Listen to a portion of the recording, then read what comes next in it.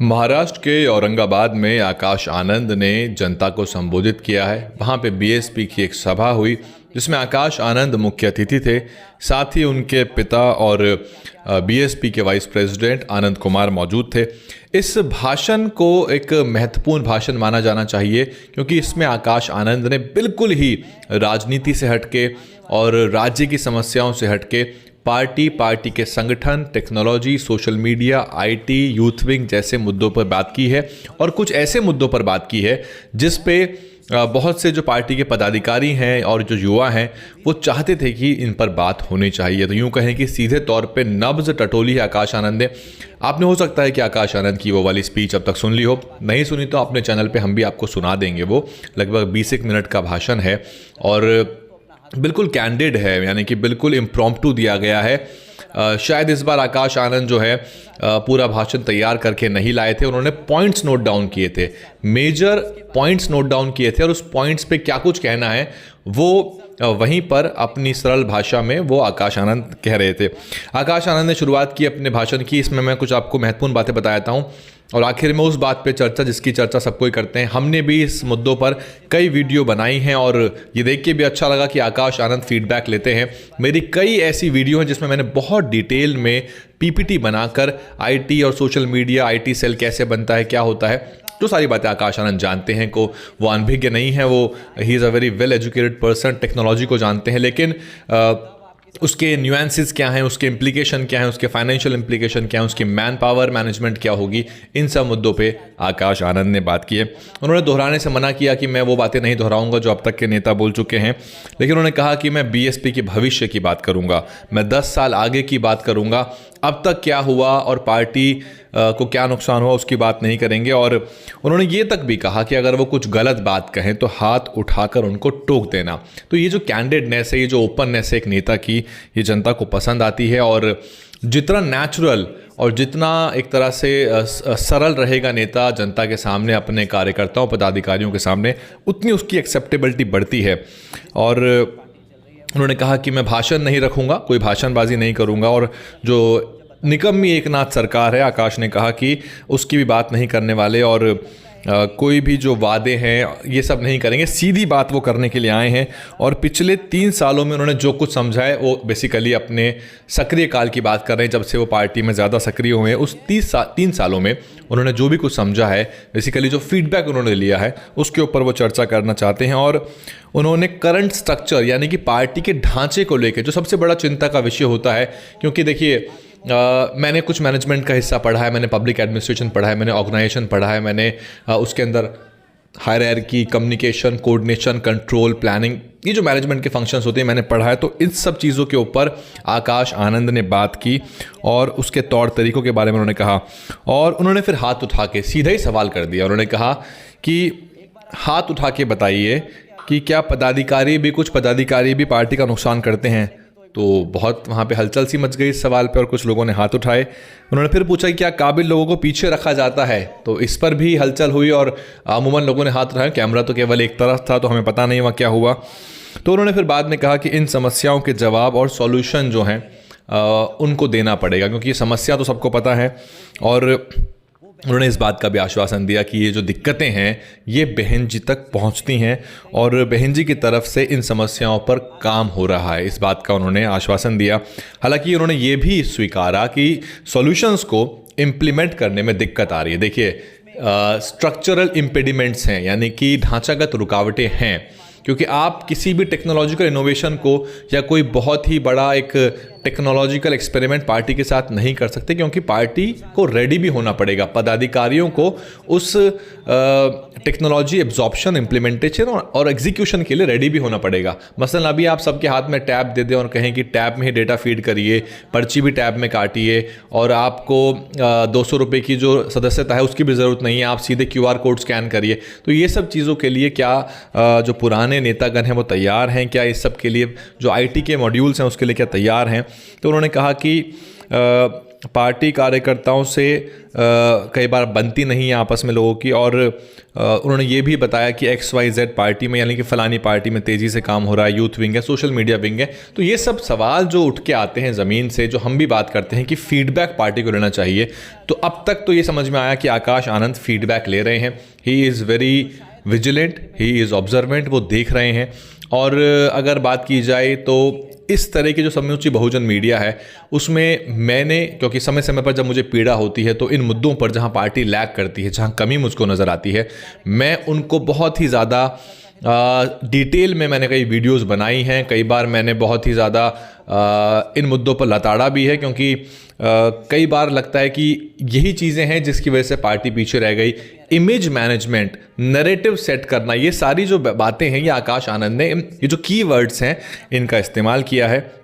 और उन्होंने कहा कि बीएसपी ने यूथ को एक तरह से सीधे डायरेक्ट नेशनल लेवल पर जिम्मेदारी दी है। तो कई बार ये सवाल होता है कि यूथ विंग नहीं है तो क्या हुआ, यूथ को जो है नेशनल लेवल पे जिम्मेदारी दी जा रही है, और ये सच भी है, कई जगह पे जिम्मेदारी मिली है, इसके उदाहरण है। लेकिन सारे पदों पर यूथ को नहीं लगा पाए हैं, ये भी उन्होंने स्वीकारा कि जितना 50% की बात करते हैं उतना यूथ को या टैलेंट को वो उठा के नहीं ले पाए, वो उतना ज़्यादा ग्रैब नहीं कर पा रहे हैं। और सोशल मीडिया विंग की बात करते हैं कि नैरेटिव सेट नहीं कर पाते, और थोड़ा सा कमज़ोर है जो पार्टी नज़र आती है, और दूसरे पार्टी के लोग कभी कभी सोशल मीडिया पर नेगेटिव बात नहीं करते। उन्होंने ये ज़रूर कहा कि बीएसपी के जो लोग हैं, क्योंकि उनके पास कोई कम्युनिकेशन चैनल्स नहीं है, नेता तक अपनी बात पहुंचाने की, अपनी समस्या, अपनी पीड़ा पहुंचाने का कोई तरीका नहीं है, इसलिए जब लोग परेशान होते हैं, व्यथित होते हैं, तो अपनी फ्रस्ट्रेशन को, अपनी परेशानियों को, अपनी व्यथाओं को सोशल मीडिया पर निकाल देते हैं, जिसका पार्टी के लिए नुकसान होता है। और नेगेटिव बातें जो है वो ओपन डिस्कशन प्लेटफॉर्म पे आ जाती हैं, और जो इंटरनल प्रॉब्लम्स हैं उनको ओपनली डिस्कस करना गलत है। ये बिल्कुल सही बात उन्होंने कही है, लेकिन इसके लिए उनको समाधान भी बहुत जल्द देने पड़ेंगे। और इसी वजह से बसपा जो है उसके लिए एक नेगेटिविटी मोटे तौर पर फैल जाती है कि ये लोग तो आपस में अंदर ही अंदर लड़ते रहते हैं। और उन्होंने एक पर्सनल रिक्वेस्ट भी की, उन्होंने कहा कि कोई भी प्रॉब्लम हो उसको मीडिया, सोशल मीडिया पे नहीं रखना चाहिए, बल्कि सीधे संगठन के ज़रिए, अपनी कमेटी के ज़रिए उसको ऊपर तक पहुंचाना चाहिए। और उन्होंने कहा कि कई बार उनको भी ये दिक्कत आती है जब वो इन बातों को अपने पापा से, यानी कि आनंद कुमार जी जो कि वाइस प्रेसिडेंट है, उनसे कहते हैं, अपनी बुआ यानी कि बहन मायावती से शिकायत करते हैं कि बहन जी ये नहीं हो रहा, ये गलत हो रहा है, तो उनकी बात भी नहीं सुनी जाती। तो देखिए ये एक प्रॉब्लम है, ये प्रॉब्लम, इसको आप जनरेशन गैप भी कह सकते हैं, ये इसको आप कह सकते हैं कि स्टेटस कोइस्ट, क्योंकि कोई भी संगठन जो होता है, बड़ा संगठन जो होता है, उसके अंदर त्वरित बदलाव करने इतने आसान नहीं होते। और जो हमसे पिछली पीढ़ी होती है उसका जो टेक्नोलॉजी को लेके रुख होता है वो इतना सरल नहीं होता, वो इतना चेंज ओरिएंटेड नहीं होती, वो उसको रेजिस्ट करता है। ये बात आप घर में भी देखेंगे, आप कोई न्यू टेक्नोलॉजिकल इनोवेशन अगर है तो आप अपने फादर को या अपने ग्रैंडफादर को उसको नहीं रिड्यूस कर सकते।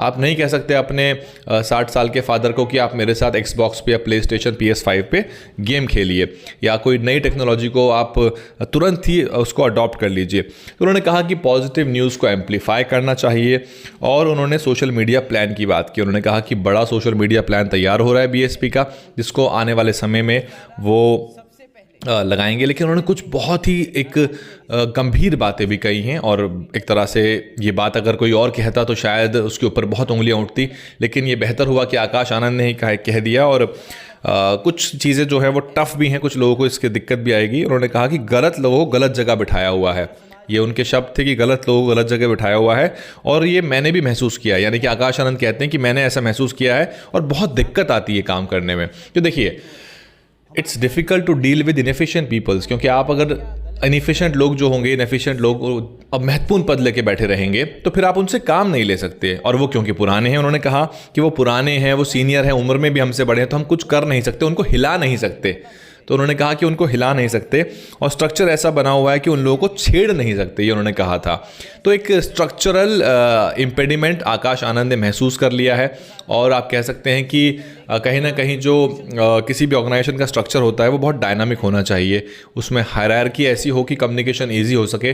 बाकी तो फिर ऑर्गेनाइजेशन की बहुत थ्योरीज हैं, आई नो कि Akash Anand is well versed, उनको सब पता है, वो 4 किताबें देखेंगे, उसमें सॉल्यूशंस उनको मिल जाएंगे। ही इज़ वेरी इनोवेटिव, अपने आप में भी ही इज़ वेरी इनोवेटिव, और बाकी हम लोग भी मौजूद हैं, अगर कभी मौका लगेगा तो इस पर खुल के चर्चा हम भी कर सकते हैं आने वाले समय में। उन्होंने कहा कि कुछ महीनों में कुछ बड़े चेंजेस लेकर आने वाले हैं और हालांकि 2024 के चुनाव हैं इसलिए चीज़ों को स्लो रखा जाएगा। टेक्नोलॉजी और प्रोसेस चेंजेस होंगे। मैं भी हमेशा जो कहता था कि प्रोसीजरल चेंजेस जो हैं, तौर तरीके हैं, क्योंकि राजनीति डायनामिक हो गई है। It's not about press notes anymore, it's all about social media and video rebuttals. Yogi Adityanath ने सिरपुर में आके आरएस प्रवीण कुमार और बीएसपी पे हमला बोला। अगले 1 घंटे में आरएस प्रवीण कुमार ने वहाँ प्रेस कॉन्फ्रेंस आयोजित कर दी। सारा स्थानीय मीडिया आया और क्योंकि मैं मौजूद था तो इसलिए हमने अपने चैनल पे फेसबुक और सोशल यूट्यूब पे उसको लाइव किया। दर्शकों ने रामजी गौतम साहब ने क्या कहा और आरएस प्रवीण कुमार ने योगी आदित्यनाथ के आरोप की धज्जियां उड़ा दी। यही राजनीति है आज की। और इंस्टेंट रिबटल का ज़माना है ना। रिबटल का मतलब होता है जवाब देना। आपको तुरंत ही आपको उसको खारिज करना पड़ेगा, तुरंत आपको पलटवार करना पड़ेगा, आपको काउंटर करना पड़ेगा अपने ऊपर लगे आरोपों का। और उन्होंने कहा कि हम कोशिश करेंगे कि हम बहन जी तक आपकी बात पहुँचाने का एक तरीका अख्तियार करें, कुछ ऐसे टेक्नोलॉजी करें जिससे कि वन वे कम्युनिकेशन तो हो सके कि बहन जी तक तो आपकी बात पहुंच सके और बसपा को 10 साल पुरानी मजबूत स्थिति में लेके जाएंगे। ये सब बातें आकाश आनंद ने कही हैं। अब क्योंकि ऑब्वियसली उन्होंने प्रॉब्लम्स को आइडेंटिफाई कर लिया है, सॉल्यूशंस उनके माइंड में है, ऑब्वियसली उनकी टीमें जो है वो काम कर रही हैं, लेकिन इसमें बहुत सी चीज़ें रह गई हैं। जैसे कि जो बाहर मीडिया है उसके साथ कैसा एसिमिलेशन होगा, या जो मीडिया के क्षेत्र में जो लोग टेक्निकली और सोशली साउंड है, जिनको पूरे मिशन की समझ है, विचारधारा जिनकी परिपक्व है, हु आर गुड स्पीकर्स, उनको कैसे आप एब्जॉर्ब करेंगे। क्या युवाओं में से आप बड़ी प्रवक्ताओं की फौज लेकर आएंगे, क्या प्रदेश के प्रवक्ता बनाएंगे, क्या आप सोशल मीडिया के साथ कोई बड़े इंटरेक्शंस रखना चाहते हैं फ्यूचर में, और कैसे इन लोगों को एब्जॉर्ब करेंगे। क्या एक बड़ी आईटी टीम बनेगी जिसके अंदर कुछ लोगों को शामिल किया जाए, क्या ये जिम्मेदारी किसी को दी जाएगी। क्या जो बहुजन समाज पार्टी की बात करने वाले रात दिन युवा हैं, क्या उनको पार्टी में ज़्यादा मौका मिलेगा, या फिर ये सब चीज़ें किसी बड़ी कंपनी को आउटसोर्स कर दी जाएगी। तो ये सारे सवाल हैं और मेरा मानना है कि स्ट्रक्चर ऐसा होना चाहिए, उसमें इतने वर्टिकल एक तरह से डिविजन्स होने चाहिए, मतलब वर्टिकली भी हॉरिजॉन्टली भी वो इतना ज़्यादा डाइवर्स हो कि उसमें मैक्सिमम लोगों का एब्जॉर्प्शन हो सके, उनको पद मिल सके। राजनीति में पद मिलना बहुत महत्वपूर्ण होता है और आप बाकी पार्टियों को देखेंगे तो उसमें इतने विंग्स हैं, तो उसमें कम से कम हज़ारों लोगों को तो वो अपने पार्टी के पदाधिकारी ही बना लेते हैं। फिर उनके नीचे उनके फर्दर उनके प्रदेश, ज़िला, विधानसभा, बूथ और फर्दर उसके नीचे तक भी पूरे का पूरे विंग्स होते हैं। तो ये सब आकाश आनंद ने कहा है। इस पे इम्प्लीमेंटेशन होता है, इसमें चेंजेस होते हैं और इन चेंजेस के लिए आकाश आनंद को थोड़ा सा असर्टिव होना पड़ेगा। पार्टी चेंज ओरिएंटेड नहीं है। बहन मायावती कितनी बात मानेंगी उनकी और उनको कितना ज़्यादा इन चीज़ों को समझाया जाएगा, ये तो खैर इंटरनल बातें हैं, वो अपने आप अपने लेवल पे मैनेज कर लेंगे। लेकिन ये वक्त की मांग है, नीड ऑफ द आवर है, और अगर इन चीज़ों को करती है बसपा तो फिर 27 के जो चुनाव हैं उसमें बसपा को एक बड़े कमबैक की उम्मीद जो है वो जग जाएगी। फिलहाल तो इन 4 राज्यों के जो एग्जिट पोल आए हैं उसमें बसपा को हर जगह अमूमन 0 दिखाया गया है। तो हमें भी कौतूहल है, जानना चाहते हैं कि वाकई में क्या परफॉर्मेंस होगी, और 3 तारीख को तस्वीर साफ होगी और जो भी परिणाम होगा मिशन को, मूवमेंट को आगे बढ़ाया जाएगा और लगातार ही जो बहुजन राजनीति है, जो गैर बराबरी की लड़ाई है, जातिवाद के खिलाफ जो लड़ाई है, उसको और तेज़ किया जाएगा। डियर हिंदी पे इतना ही। मैं हूं वैभव कुमार, बने रहिए। हमारे 75% दर्शक जो हैं वो हमारे नॉन सब्सक्राइबर हैं। आप देखते हैं, सब्सक्राइब नहीं करते। If you can support us monetarily, आप आर्थिक रूप से सपोर्ट कर सकते हैं तो करिए, नहीं कर सकते हैं तो सब्सक्राइब करिए। चैनल के जो दर्शक हैं वो कई लाख हैं, अब तक करोड़ों लोग देख चुके हैं चैनल को, लेकिन आपने सब्सक्राइब नहीं किया है, तो इसलिए उस दौड़ में हम पीछे रह गए हैं। ताकत बढ़ाइए। बहुजन मीडिया भी बहुत ज़्यादा बचा नहीं है, गिनी चुनी बहुजन मीडिया है जो काम कर रही है बहुजन राजनीति को मजबूत करने के लिए, या फिर जो बहुजनों के मूल विषय हैं उनको। नहीं तो यहाँ पे फिर सब छदम लोग हैं जो कि कई मुखौटे पहन के आपको रोज़ रात दिन अलग अलग विषयों पे आपको बातें बताएंगे, लेकिन वोट किसको करना है, सरकार किसकी बनानी है, ये आपको नहीं बताएंगे। बने रहिए हमारे साथ। DNN हिंदी को सब्सक्राइब करने के लिए दबाएं लाल रंग का सब्सक्राइब बटन और घंटी का बटन दबाकर ऑल नोटिफिकेशंस पर क्लिक करें। चैनल को जिंदा रखने के लिए नीले रंग का ज्वाइन बटन दबाकर चैनल को आर्थिक सहयोग करें।